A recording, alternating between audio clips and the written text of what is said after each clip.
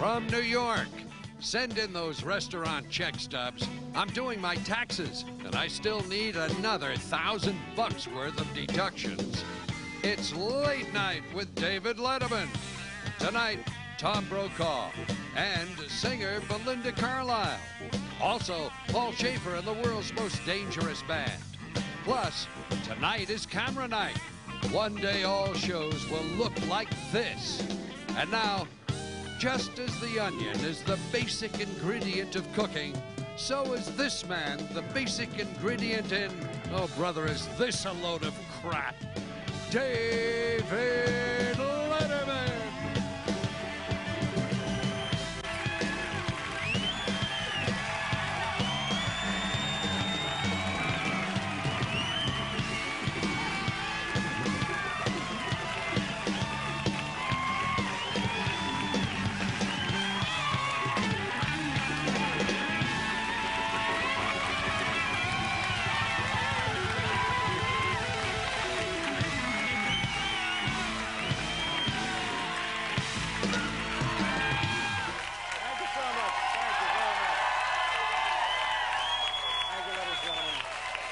Thank you very much.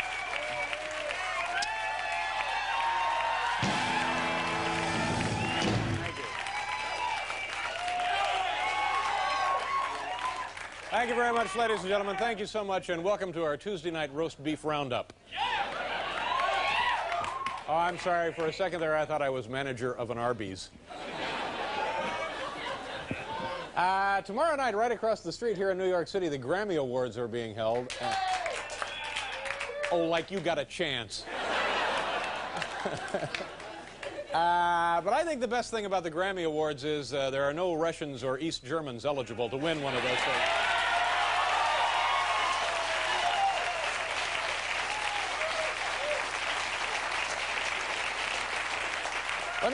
Let me explain something to you tonight, ladies and gentlemen, because we want to continually bring you the finest in American commercial television entertainment. We've added a few extra cameras to our normal battery of video equipment. Usually, on this program, we usually have 4 cameras, and in all honesty, that's probably too much for us anyway. But tonight, we have 13 different video cameras because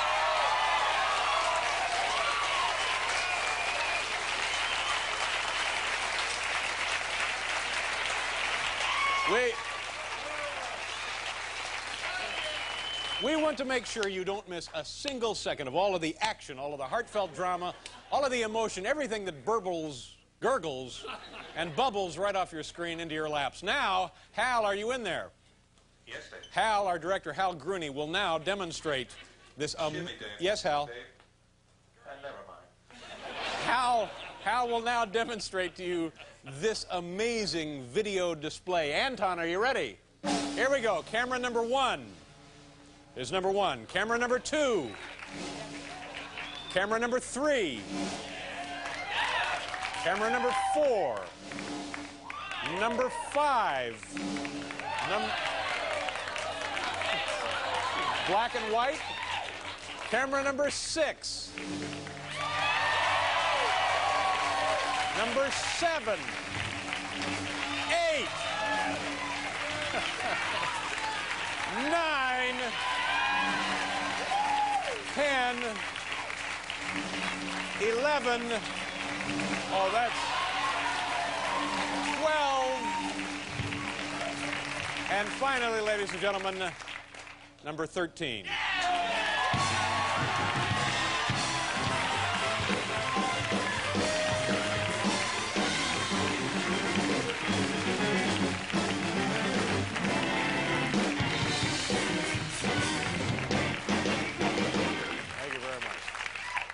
This is nice. We have one here mounted on a stick. We got this idea from the Japanese, and they're light years ahead of us in this kind of thing. You know what this looks like? When the Fox network, bless their hearts, when they finally fold up and go out of business, they'll have a sale that'll look a little something like this. Ladies and gentlemen, please say hello to our good friend, Mr. Paul Schaefer. Paul's right over there. Thank you very, very, very much. Thank you. Which is my camera? Excuse me, is that my camera over there? That's it? We have 13 cameras. Which was my camera again? Oh, God. Was that it there, Dave? Yeah. I don't know where it is. I don't know. But Hi. Boy, it's exciting in here today. you know, tonight we are...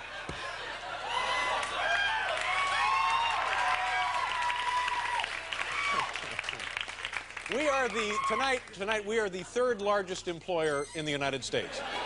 The first would be the government, and then, of course, I guess it would be GM, and then maybe Lockheed, McDonnell Douglas, and our show tonight. And then us. This is wonderful. Oh, it's great. What the hell is that? So, did you have a nice weekend, Paul? I had a so-so weekend. How was your I weekend? had a horrible weekend, and I'm going to tell you why. Why? Well, all right. What if we have to get out of here in a hurry? How... yeah, I had people come up, friends, staff members came up Saturday night to watch the Olympics with me. Nice. Sounds good so far. So far, it Sounds should like have a been lovely great. plan for a Saturday That's evening. right. Jude Brennan, the lovely and talented associate producer. Wherever she goes, happiness Exactly. follows. And my assistant, Lori Diamond. Fabulous gal. That's right. They were Should have been coming- a marvelous evening. Coming up to my house to watch the Olympics. Yeah. We were going to have pizza and a lovely salad. Perfect. You know, I think as Americans, aren't we eating more salads these days? So what could go wrong with an evening like Okay, that? so in the middle of all of this, we're watching the Olympics and we're eating our pizza and eating our salad. I decided, you know the thing that holds the logs in the fireplace? Yeah. I don't know what you call it, but it's a thing. It's like it's not andirons, but it's the same principle. It's like a cast iron basket. A fire log holder.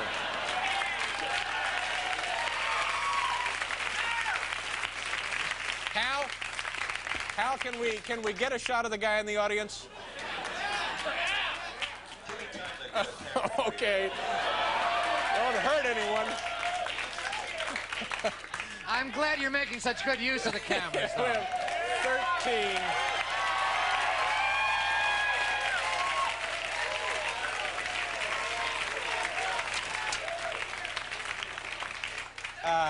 Now, if they're doing a baseball game, they use 5 cameras to do a baseball game. We have 13 here tonight. World Series baseball, they go up to 10 stationary cameras and 2 handheld cameras. We still have one more camera than would be covering the World Series. World Series. Super Bowl game, 18 cameras and 5 handheld, so that's 23. So they have 10 more than we would have here. Ski jumps, 4 to 6, so on and so forth. Macy's Parade is not on here, Will, but thank you very much. So anyway, in the middle of the lovely evening, I decided that I needed to change the fire log holder because the logs were tumbling out of it, and I couldn't stand the rest of the night having to scoop logs up and put them back in. So I took you have an extra one then? Yeah, I have a spare in the garage. I see. Don't you? So I took away the screen, ran out, got the spare fire log holder that is deeper, actually, and can hold more flaming logs. I pulled out, I put on my fireproof gloves, and please don't try this at home. I put on my fireproof gloves, and I pull out the one containing the flaming logs. And then, one at a time, I pick up the burning logs in my hands. All right, Dave. See?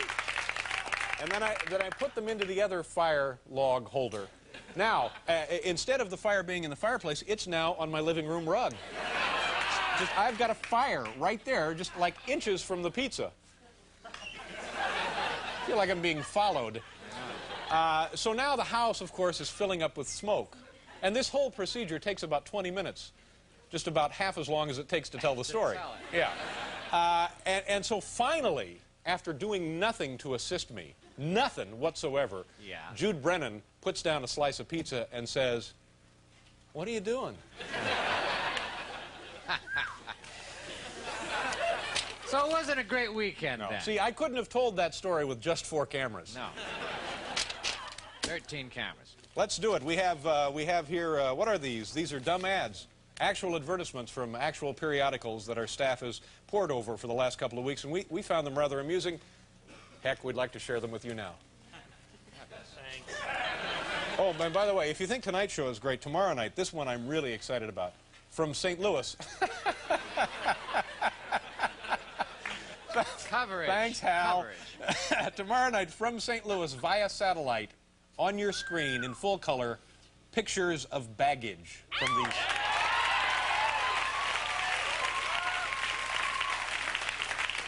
From the St. Louis airport. Is one of these cameras in black and white, Hal? Is that the deal? Or do I need a checkup? Anton's is black and white. That shouldn't be in black and white, should it? Oh, they thought it would be more amusing to have it in black and white? I got to start coming to the meetings. All right. Have we done the top 10 list? No. Should we do it now? Tonight's category from the home office in Lincoln, Nebraska, top 10 unpleasant things to hear on an elevator. I am so fed up with riding elevators in this building.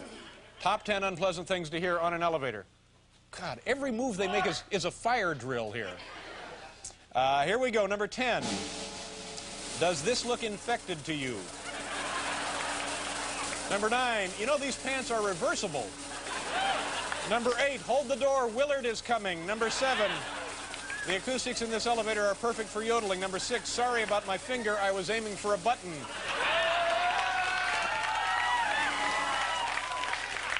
Number 5, would you do a number for us, Miss Channing? Number 4. Number 4, we're both going to the 14th floor, how about a hug?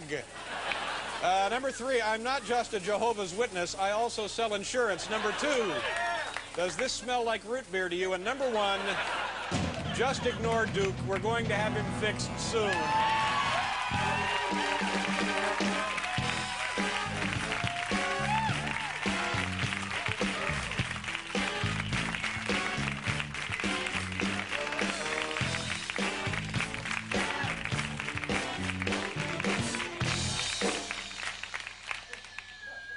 We've lost our lease. Everything must go. How much are one of these cameras worth? What are these, the TK-47s? How much are they worth? Is it on here? Do we know how much they cost? We don't know. $90,000. $90,000 a camera, Hal? It's costing us in equipment $15,000, I guess, for the usage of the program. $13,000 in extra manpower. Manpower. And the whole thing tonight is costing us about $30,000. And as always, ladies and gentlemen, we pass the savings on to you. Let's do our dumb ads. This is nothing like small-town news, by the way. It's a whole different concept. Paul? Dumb ads. Hey, those crazy ads. Very nice. Thank you very much. Very nice, Paul. Those cuckoo ads. Thank you very much. Thank you. Hal, I'm getting vertigo. Hold on to the desk.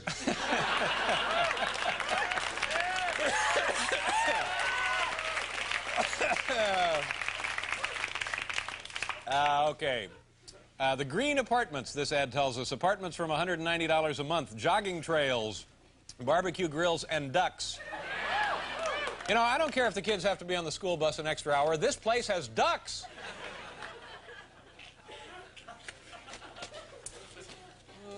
What are you doing? Thank you very much. Yeah, our associate producer. We're smoked out of the house. Franco-American SpaghettiOs and Lifesavers, $150,000 education sweepstakes. Well, no, it's not exactly a Rhodes Scholar, and no, it's not quite like the Fulbright grant. No, I'm actually here on the SpaghettiOs scholarship.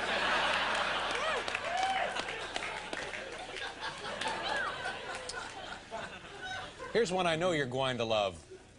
It's the Shove It Hair Styler.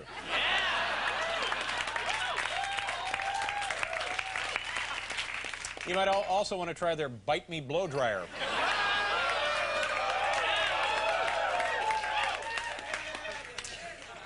Valley of the Dolls, 14 hours continuous entertainment, almost nude dancers, and homemade chili.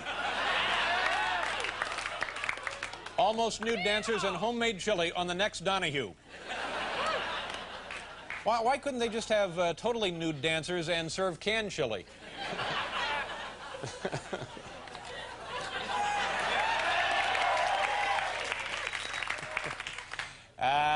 Home, yard, and car repair, political research in Westchester, 22 years, Rex Frankel. Okay, Rex, clean up the vacant lot, mulch the shrubs, and can you find out how the blue-collar voter feels about farm subsidies?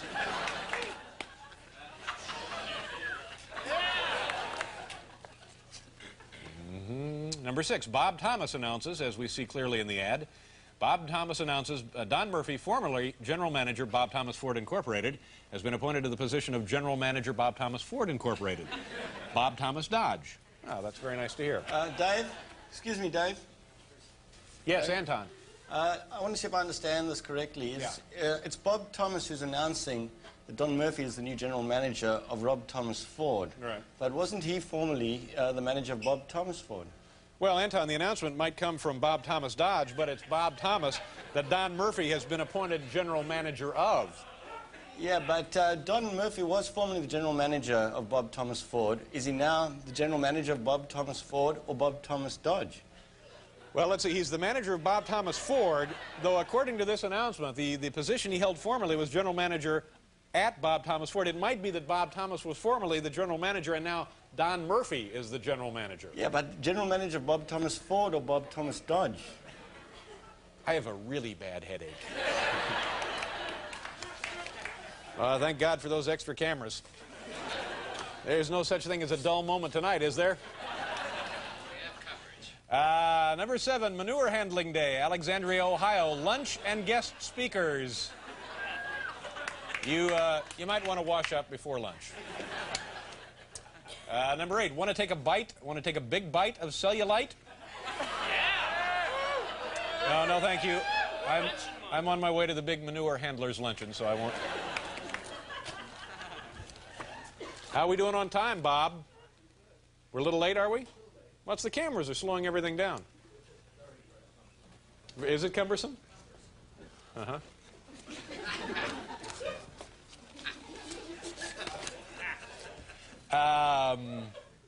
Here we go, number 9, Hoffman's Gun Center. Oh, this looks like a St. Patrick's Day ad, Paul. You see they got lyrics? When gun guys' eyes. Paul, you try this one. I'll take a crack at this one. When a gun guy's eyes are smiling, Oh, that's sure very they nice. smile at Hoffman's store. When a gun guy eyes his true love, it's the gun that they adore.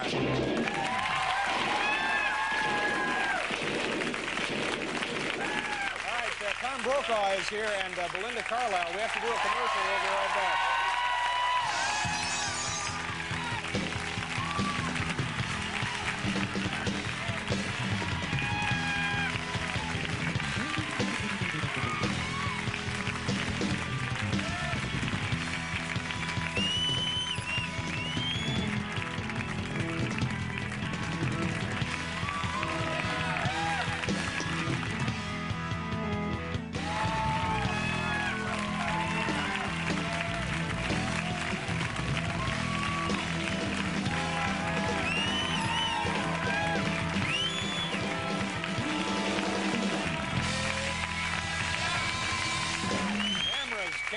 Cameras.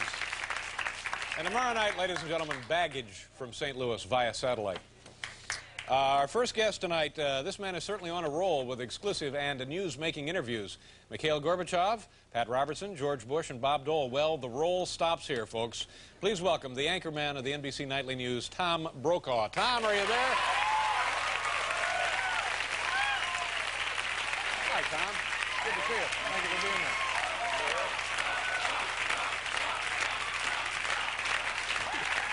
In your name.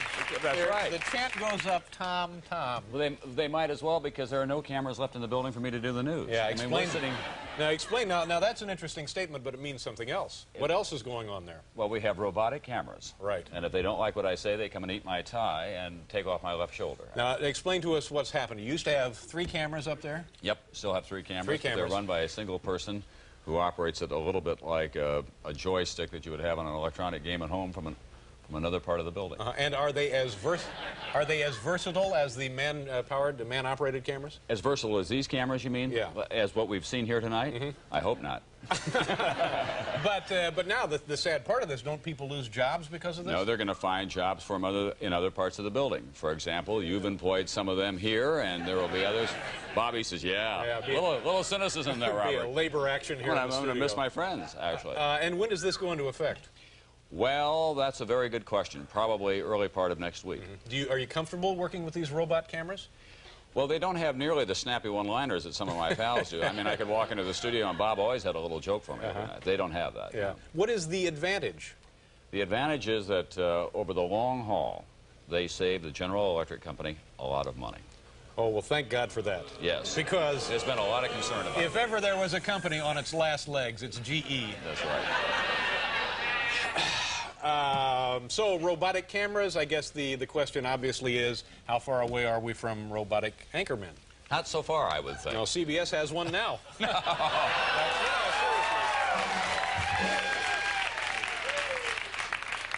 Really, really cheap joke, I'm sorry. It was. I'm sorry. You know, you and I ought to hang around together. We look, I mean, don't we look like guys that you'd see hanging around together? Absolutely. Would you like to hang around with me? Nope. Tell me about Mikhail Gorbachev. Is it Gorbachev? Yeah. Yeah. Was that the most important, most exciting interview you think you have ever? Yeah, I think so. It's the first kind of one-on-one interview that he gave to a Western reporter after How did that come about? Well, we worked on it for about 3 years. I mean, did everything but send small Russian people to his doorstep with envelopes. But when he first took power, we began a kind of campaign through contacts that we had in the Soviet Union, through telexes and letters. And a man by the name of Gordon Manning, who works at NBC, would come in with great regularity very early in the morning because of the time difference and call his contacts in the Kremlin. And we worked on it that way. Yeah. Where was the interview actually held? What's about to happen to it? I don't know. It's nothing. I think it's Hal showing off a little bit is what I think it is. It does remind me a little bit of the Russian director that we had when we were there. But where was it held? It was held in the Council of Ministers, which is deep within the Kremlin, and we walked down the hallway to get there, and the guide said to us kind of offhandedly, that was Lenin's office right there that we walked by. That's pretty amazing. That's not bad. Yeah. And we walked into this room kind of gilded with a nice picture of the Kremlin from across the river on the wall, took a look at it, and then came back 2 days later to do the interview. Yeah. What kind of things did you talk about while you were waiting for things to be set up? Well, I was trying to put him at ease, which turned out not to be a problem at all. He's very confident with people, and I knew that he'd spent some time in the agricultural parts of the Soviet Union, so I talked to him about being a combine operator. Right. And then I said to him, we know that you would like to make an opening statement. We don't think that that's in the best interest of this program. It would be better if you say that opening statement and put it at the very end of the program, or kind of closing remarks. Did that make him nervous? No, he just said, I would like to make an opening statement. And we said, but we have negotiated this, you know, over many months with your people who are here in the Communist Party, and we don't think it's necessary to make an opening statement, and so I would hope that you would make an opening statement. And he said to me, my hope is that your other hopes will be better realized than this one. I will make an opening statement. So we managed to take, and I counted up, I had 9 NBC vice presidents with me, and he had the Red Army, and I thought, he'll make the opening statement. 9 NBC vice presidents? Well, about. That's great. Back, that's like clowns getting out of a Volkswagen in the circus. They just keep coming. I want to talk a little bit more about your interview with Gorbachev and also George Bush and Bob Dole and those folks, and anything else you want to chat with. We have to do a commercial here, and we'll be right back with Tom Brokaw.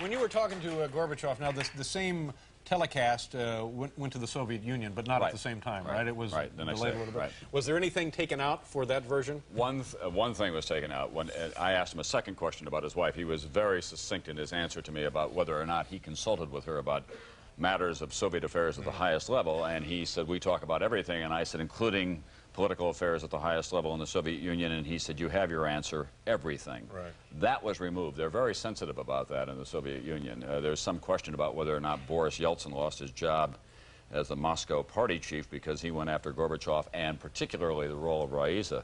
As we sat down, so they would like the image not to include that he shares everything with his wife? Yeah, that's right. She's not a member of the Politburo, after all. When we sat down, they had wired him up in a kind of clumsy Russian fashion. And I thought, shall I say something about that or not? And we were kind of just getting started, and I decided that it didn't look real good. So I got one of our technicians up to help him out, and I leaned over and I was straightening out his microphone, and I said, You have to understand, Mr. General Secretary, this is something I have to do in my job every day. And he looked at me and developed a small, cold-blooded smile and said, you would not believe what I have to do in my job every day. Yikes. So, Did you, there's no way I guess you can get or maybe you can get a sense of what the real guy is. I mean, do you... not much. Was there any little glimmer of insight that you came away with? Yeah, that he's extraordinarily bright. And of all the Soviet leaders that we've dealt with in the post-war years, I think this is clearly the best educated man, the most flexible, the kind of, he looks beyond the Soviet borders in a way, but you ought not to have any illusions about him. He's a product of that system. He can be very cold-blooded in his political judgments. He knows that he has an enormous task before him. And he's going to be around for a while if he can survive the first couple of years or so. Does he wear those real wide shoes they all wear? No, he's a little better dressed, but maybe kind of on a level of the manager of a Super 8 in downtown Newark. Yeah. I mean, kind of at that level as opposed to something. I did say to him at the end, he's so good, I said, look, Mr. General Secretary, you want to give this up? Come to New York with me, I'll make you $1 million in a courtroom every year. I mean, you're a great lawyer. Yeah. And he kind of looked and said, I think I'll stay where I am. Yeah. What kind of dough does he make there? Not very much, but he doesn't need to because everything is provided for him. I mean, if he chooses, his feet don't have to hit the ground. They'll carry him out to his car. That's the deal I'm shooting for here. Yeah, that's right. Well, with those shoes, I can see why you wouldn't want your feet to hit the ground. Let me ask you one more question about this. What should the person pick a small city between New York and Los Angeles? Pick any city. Muncie, Indiana. Muncie, Indiana. What should an average person in Muncie, Indiana think of Glasnost? I think that they should think that it has limitations on it, that he is attempting to change the Soviet system, which has been entrenched now for more than 50 years, and it's a radical change that he's going through, and he wants to retain absolute control at the same time. So they're venting a little bit at a time. They're giving only so much power and so much openness. It's not anything like we have in this country, and no one ought to believe that. It is still an oppressive society, and it will remain that for some time. But there is a little more freedom available to some people now. So they're just putting a new front on the building. They're putting a new front on the building, and he knows that he has to make profound changes, but he cannot do it overnight, that it has to be done over a long period of time. And the tricky part is, how does the Politburo retain control and at the same time give the Russian people some more choices, not just in how they conduct their daily lives, but on how they produce agricultural goods and other things. Jesus, it's all very fascinating. I mean, you're a very lucky man to have had that experience. No, it's something to watch. And we didn't even get around to talking about, you know, in 9 months, we'll elect a new president here. We will indeed. And we didn't get a chance to cover that. If anybody shows up. Yeah. Anyway, if there are any cameras left to cover there. Come back more often. You were here like a couple of years ago. It's always nice to see you. I love coming back. Continued Happy success to see you. Thank you. Nice to see you. Yeah, we'll be right back there.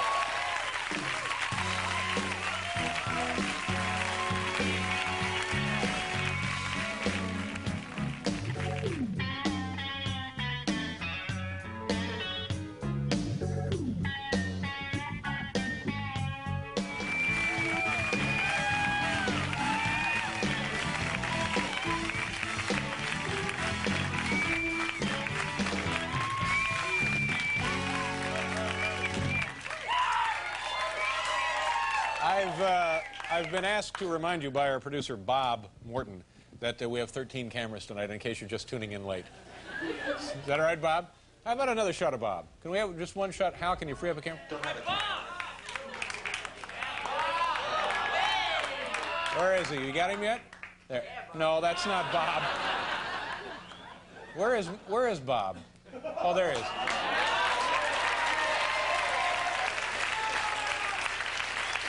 Bob, after the show, come up to the office. Come up to the office and do I Walk the Line. I love it when you do that. Sure, it's great. Let's see. Tomorrow on the program, Carol Leifer will be here, and also Tim Reed, star of Frank's Place. I love Frank's Place. He'll be here tomorrow night. Fabulous.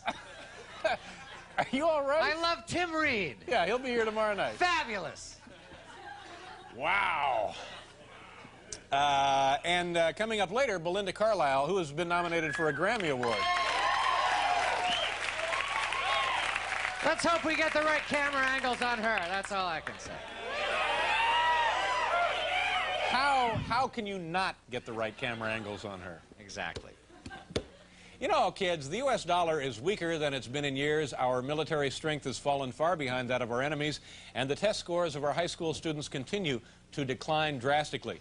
As part of this overall trend, ladies and gentlemen, please say hello to Kenny the gardener. Kenny?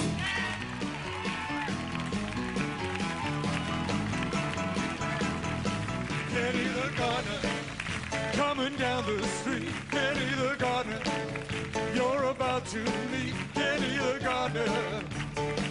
Kenny the gardener, here he is. Kenny the gardener, he is a whiz. Oh, Kenny the gardener.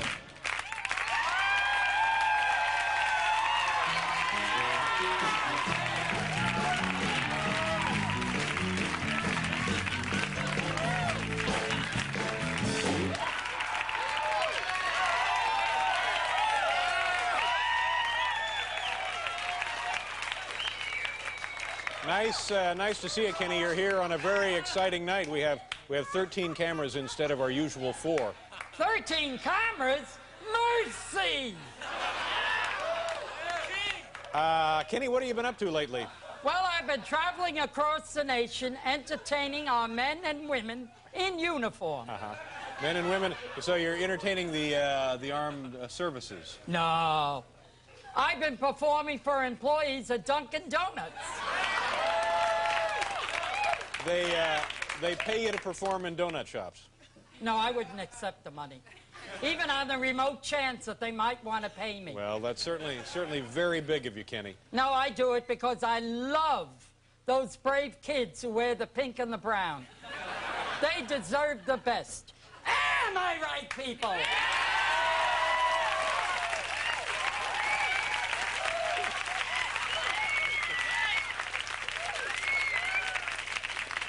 That was a reading of that line I never guessed would be possible. Kenny, I think maybe the glue from your hairpiece is seeping into your brain. How about a gardening tip? Kenny? Kenny? For the first time, Letterman, I'm taking a good long look at you. And you know what I see? What's that, Kenny? I see a man bathed in an eerie purple light. Kenny, it could be those tinted glasses you're wearing. Hey, you're probably right. Thanks for clearing that up. Yeah. I thought I was going nuts.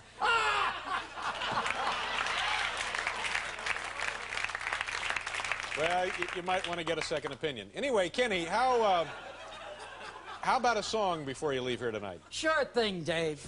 Oh, God.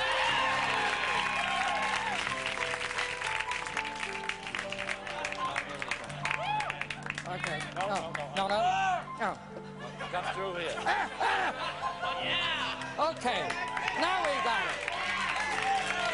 I'm going back someday, come what may, to Blue Bayou,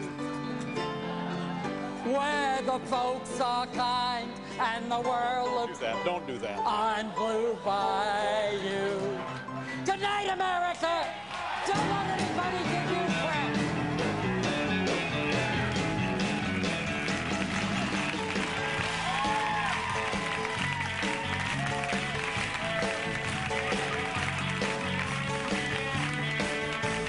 Sorry. I'm terribly sorry. Every time he comes out here, it's like a bar fight just to get through one of these things. Belinda Carlisle is next, kids. We'll do a commercial and then be right back.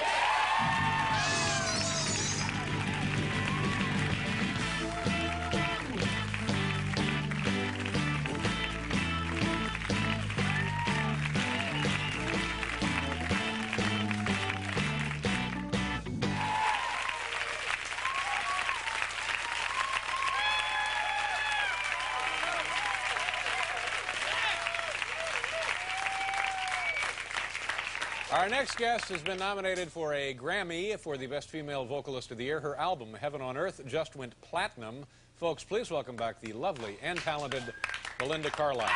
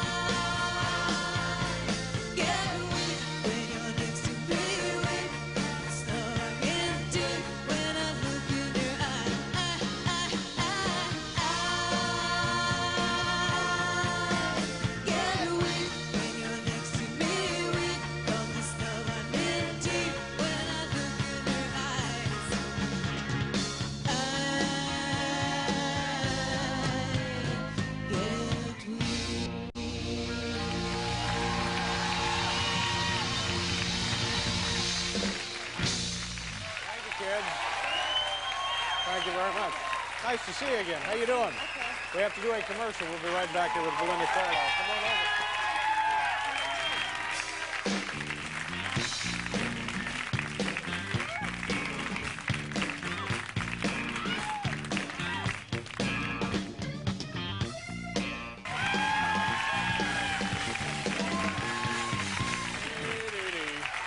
Belinda Carlisle is here. Nice to see you again. As always, you look great, you sound terrific, and tomorrow night's the big night, the Grammy Awards. Nominated as Best Female Vocalist for '87. Yeah. You pretty excited about that? Yeah. Have you ever been nominated before? Yeah. Yeah. Did you? No, we didn't win. Did not win. So No. this is your second That's my nomination. second time, Does yeah. this mean anything really to you? If you win, does it mean anything? If you lose, does it mean anything? No, not really. Yeah. I mean, it's flattering to be nominated, but you know. Did you buy something to wear? Something expensive? Something exciting? Yeah, I bought a nice fancy dress. Yeah. I never really dress up too much, so I decided I'd take the opportunity. What kind of to dress up. did you get? It's just sort of a strapless kind of.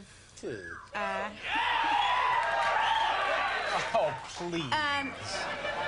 Just, you know, sort of like a showgirl type dress. Oh, a showgirl type Well, dress. it's not like that. It's like a party girl type. A showgirl, party girl type dress. Where does one go for these accoutrements? Where? Go to the party girl shop. And do you have things prepared to say if you are No, chosen to win? I don't think I'm going to win, so I'm not preparing anything. No, but see. No, no. I know I should have a better attitude, but. But you should have something prepared, even if you think you're not going to win, because having something to say is better than going up there and just say sort of nothing? chewing on your tongue for a period of time. Say thank you. Well, of course, say thank you, and thank the people who helped with the record. Yeah. You know, somebody from your people, your camp, your group, whoever, whatever you got out there in California, sent me a copy of your platinum record. Yeah, and I was touched, and the longer I looked at it, it's a pretty nice display. It's bigger than this, and it's in a frame and everything. And the longer I looked at it, I was driven with the idea of ripping it open, busting it out of the glass case to see if it actually played anything. Oh, I don't think it does. I think that they take reject records and paint them up. Yeah, yeah, And, that is what they do. Yeah. Yeah, I was kind of disappointed. But and it turned out that the record has been spray painted silver anyway. Yeah, kind of a cheesy thing. Yeah, it is. How's your pig? How's your pet pig? I don't have it anymore. Now wait a minute, whose show is this? What happened to your pig? No, I didn't eat it.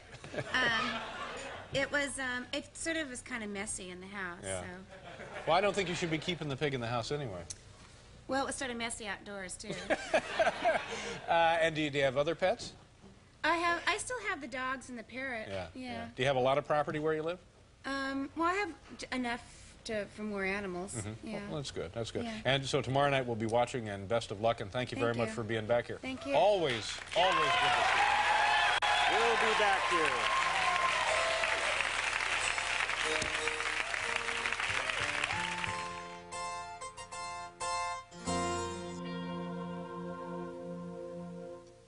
Hotel accommodations for some guests of this program were furnished by the Omni Berkshire Place Hotel, Manhattan's green and civilized oasis, in exchange for this announcement. For reservations, call 1-800-THE-OMNI.